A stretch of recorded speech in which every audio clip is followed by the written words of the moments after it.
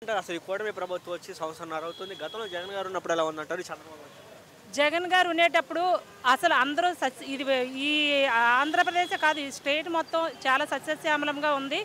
అలాగే ఎలా అంటే నేను దానికోసం 2 ఉదాహరణలు చెప్తాను. ఆరోగ్యశ్రీ ఒకటిచ్చారు. ఫీజు రింబర్స్మెంట్ ఒకటిచ్చారు. అలాగే 40 సంవత్సరాలకు 18,500 ఇచ్చారు. అలాగే అన్నీ ఒకటి కాదు, కుట్టు మిషన్ వాళ్ళకి, చాలామంది చర్చిలో ఉన్న ఫాదర్కి, చాలా ఎవరికి కూడా ఇది లేకున్నా అతను అలాగ చేసుకొని వెళ్ళిపోతే డబ్బులిచ్చి పాడు చేశాను. డబ్బులిచ్చి అందరినీ ఉద్ధరించాడు. అలాంటి ఆయన్ని వద్దనుకుంటే మనం ఏం చేయలేము. అలాగే ఈ కూటమి వచ్చి ఏ ఒక్కటి కూడా ఇప్పుడు ఒక మేనిఫెస్టోలో పెట్టిన ఒక్కటి కూడా చేయలేదు.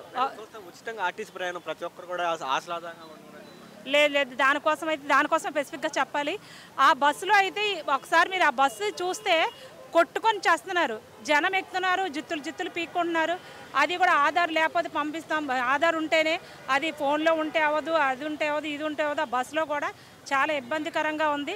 అది మీరు ఒకసారి చూస్తే తెలుస్తుంది. మేడం చూస్తున్నారు, ఉచిత ఆర్టీసీ బస్సు ఇచ్చి కూడా 4 లక్షల మంది పెన్షన్లు తీసేశారని చెప్పి కొంతమంది వాదన. నిజంగా పెన్షన్ అనేది ఇప్పుడు వచ్చిన ప్రభుత్వం, ఈ కూటమి ప్రభుత్వం పెన్షన్ అనేది అసలు పెట్టలేదు. పెన్షన్ కూడా ఇంకా ఇప్పుడు ఒక్కటి కూడా మంజూరు చేయలేదు. ఇలాంటి పరిస్థితుల్లో ఈ కూటమి ప్రభుత్వం తప్పనిసరిగా గద్దె దిగుతుంది. మళ్ళీ రానున్న రోజుల్లో జగన్ గారే మళ్ళీ ముఖ్యమంత్రి అవుతారు. ఈ మొత్తం ఈ స్టేట్ అంతా హ్యాపీగా సంతోషంగా ఉండాలంటే జగన్ గారే వస్తారు. జగన్ ఒక రౌడీ గోండా చంద్రబాబు. నేను చేసేవారు ఎప్పుడే అన్నం పెట్టే వాళ్ళని ఎవరైనా సరే మెచ్చుకోరు, దొంగనే అంటారు. అతను అన్నం పెట్టే ఆయన, ఆ దొంగలు ఎవరనేది రాబోయే రోజుల్లో తెలుస్తుంది.